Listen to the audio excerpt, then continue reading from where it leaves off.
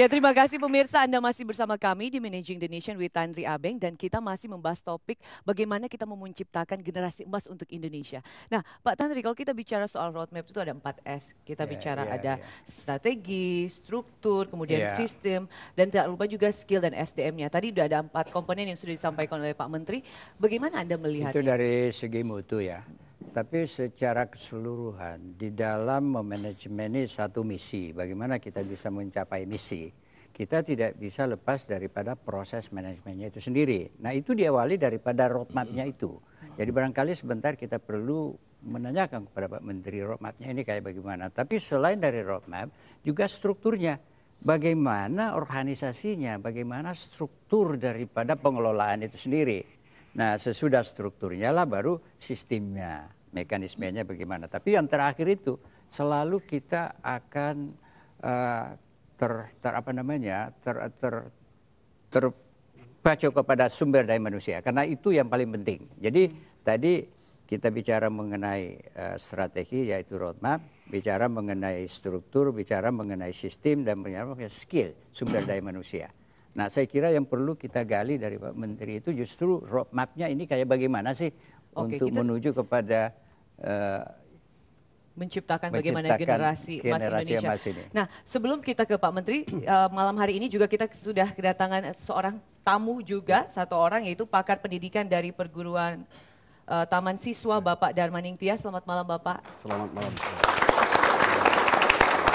Oke, saya langsung ke Pak Menteri. Sebenarnya roadmap-nya seperti apa sih Pak? Yang jelas, singkat, yang diimplementasikan oleh Departemen Pendidikan. Kita bisa membayangkan roadmap masalah pendidikan dalam waktu singkat. Karena waktu kita singkat Pak, harus dibuat yang singkat dan padat. Yang paling pokok begini, dari 4 komponen tadi itu sudah kita breakdown bagaimana di urusan infrastruktur, roadmap-nya ada sendiri. Di urusan akses tadi roadmap-nya ada sendiri. Sudah kita breakdown seperti itu. Saya ingin menggambarkan begini.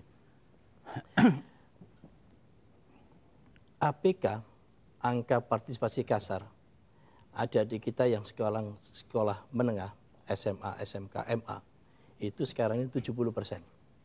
Ya, 70%. Artinya dari usia anak-anak 15 sampai 18 tahun yang sekolah itu 70%. Kalau saya tarik dari belakang, itu adik-adik kita yang lulusan SMP, yang tidak melanjutkan ke SMA, itu kira-kira 3,5 juta. 3,5 juta.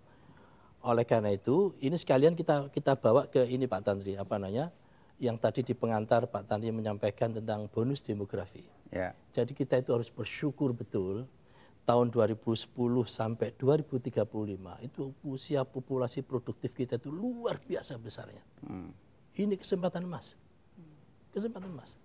Kalau tidak kita kelola dengan baik, ya kualitas orangnya itu biasanya diukur. Kalau kualitas orang selalu diukur dengan IPM. Selalu diukur itu. Jadi indeks pendidikan, indeks kesehatan, dan indeks pendapatan per kapita. 3 itu. Tetapi yang menarik saya ingin menyampaikan, dari 3 indeks ini, itu kata kuncinya ada di pendidikan. Karena apa? Karena koefisien korelasi yang pendidikan terhadap IPM total itu 0,99. Koefisien korelasinya. Artinya apa?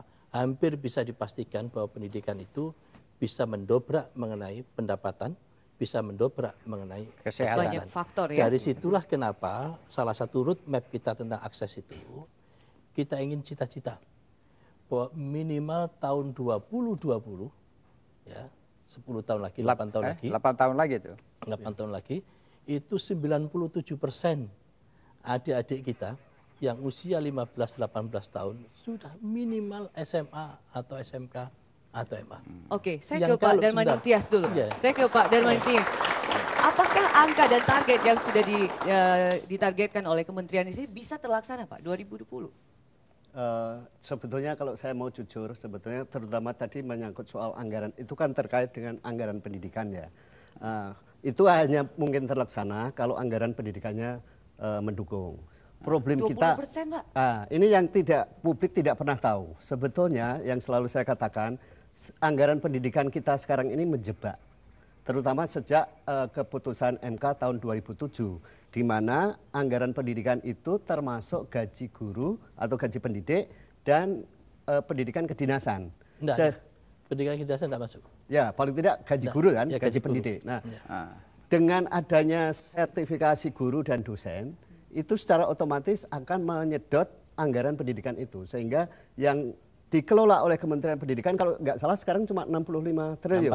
64. Nah, 64 itu contohnya dari 286 triliun. Nah, ini terus akan terjadi.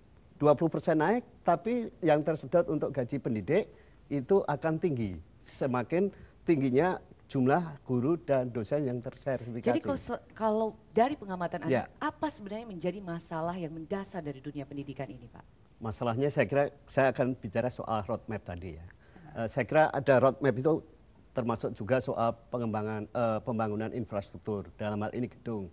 Kalau kita baca koran-koran tanggal 3 Mei 2005, itu Pak JK itu sebagai wakil presiden, waktu itu sudah menjanjikan 3 tahun lagi, tahun 2008, itu tidak akan ada gedung rusak lagi. Karena waktu itu sudah dianggarkan 14 triliun.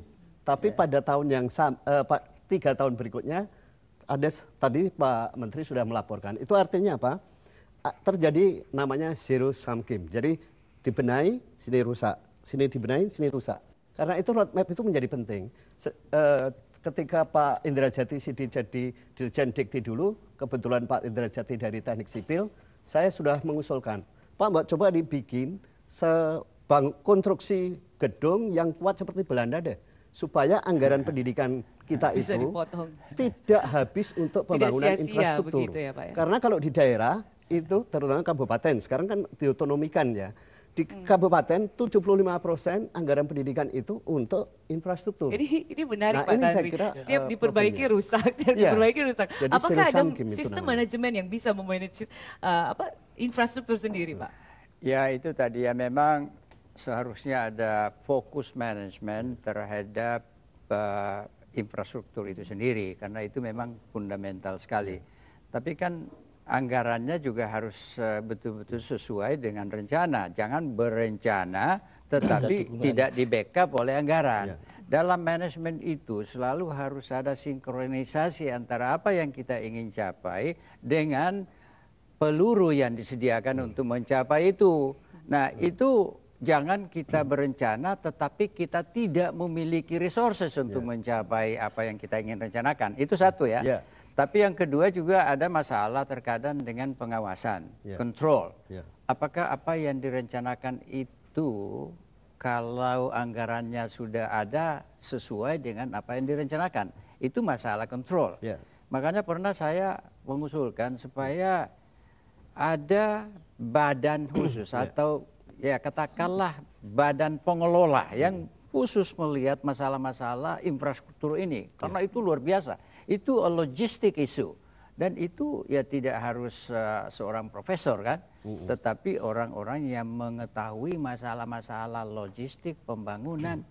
Dan dengan demikian maka ada fokus. Ada yang mengurusi secara khusus masalah-masalah. Berarti di segmen ini kita sudah dapat satu poin bahwa anggaran, kemudian dengan standar mutu pendidikan dan kontrol ya Pak ya. Nah kontrolnya seperti apa mungkin kita akan bahas di segmen 3. Pemirsa jangan kemana-mana, sesaat lagi kami akan membahas bagaimana mengkontrol sistem yang sudah dijalankan oleh kementerian. Sesaat lagi.